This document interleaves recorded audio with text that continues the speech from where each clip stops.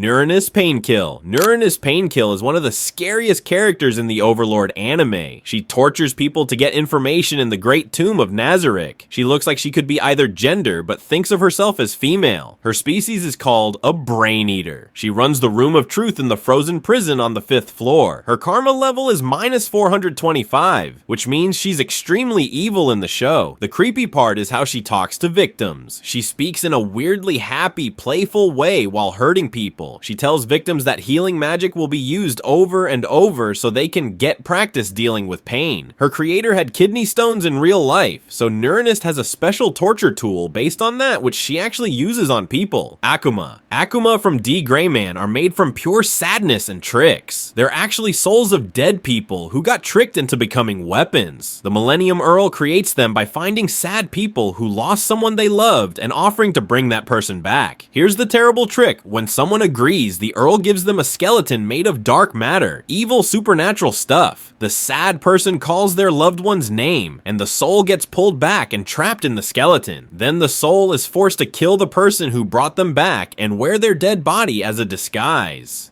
The person who wanted their loved one back gets killed by that exact person, level 1.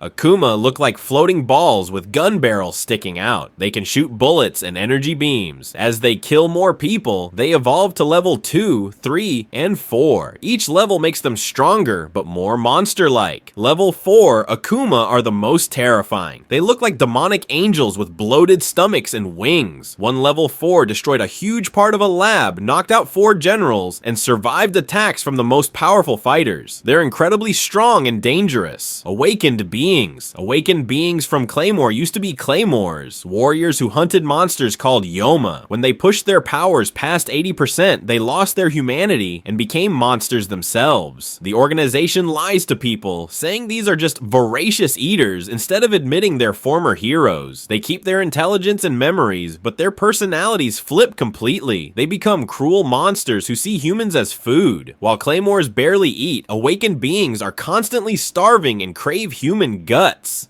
One named Priscilla stopped eating humans for a few years, and her body shrank to the size of a small child from starvation. Each one has a unique form and can be different sizes. The average awakened being is way stronger than both Claymores and Yoma. It usually takes 4 Claymores working together to defeat one, and the team needs at least one high-ranking warrior. Some specific awakened beings are nightmare fuel. There's one that looks like a giant armored armadillo that shoots spines and can mind control Claymores to attack each other. Another is a giant flying insect with multiple blade arms. There's even one described as a large ball covered in worms and multiple mouths. Bunny Elder Baron. The Bunny Elder Baron from Blood Sea can transform its arms into sharp razors and clubs. It can turn its shoulders into sacks that trap victims inside, then turns them into bloody smoothies while they're still alive. It's described as the most cruel of all the Elder Barons. It loves to torture people before killing them and can kill without any warning. The bunny can also clone itself. When Saya first fights it and slices it in half, it heals and multiplies. The 2 bunnies divide into 6 copies that rampage through the town. They eat and kill most of the town's population in episode 12. The only way to stop them is to destroy the original bunny, which makes all the copies disappear. Parasites. Parasites from Parasite. The Maxim just appeared on Earth one day from an unknown source. The show hints they might exist to balance out humanity since humans have become harmful to the planet.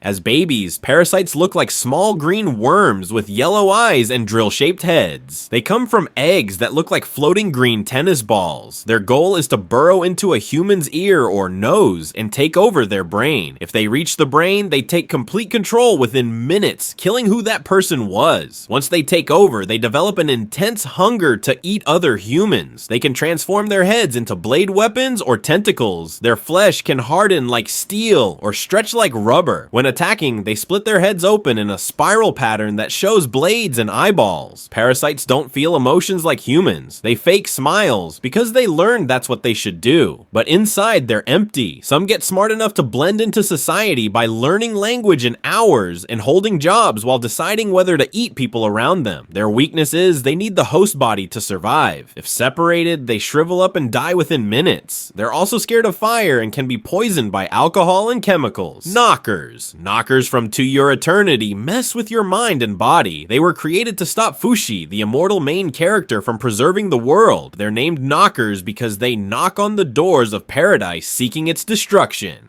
Knockers look like long, sharp vines, but constantly change based on their environment. In a forest, they're made of vines and leaves. On an island, they look like rocks. This makes them impossible to recognize. The really messed up part is that Knockers can steal Fushi's collected forms, bodies of people he's met. When a Knocker steals one, Fushi doesn't just lose the ability to transform, he completely forgets that person ever existed. Knockers believe death brings true freedom. They're highly intelligent and can build weapons like catapults, communicate through telepathy, and write messages. They study the world constantly, getting smarter and more dangerous. They can take control of people's bodies, dead or alive. One specific Knocker merged with a character named Hayase and has been passed down through her family for generations. This Knocker can sense Fushi from anywhere and gives its host superhuman strength in the right arm.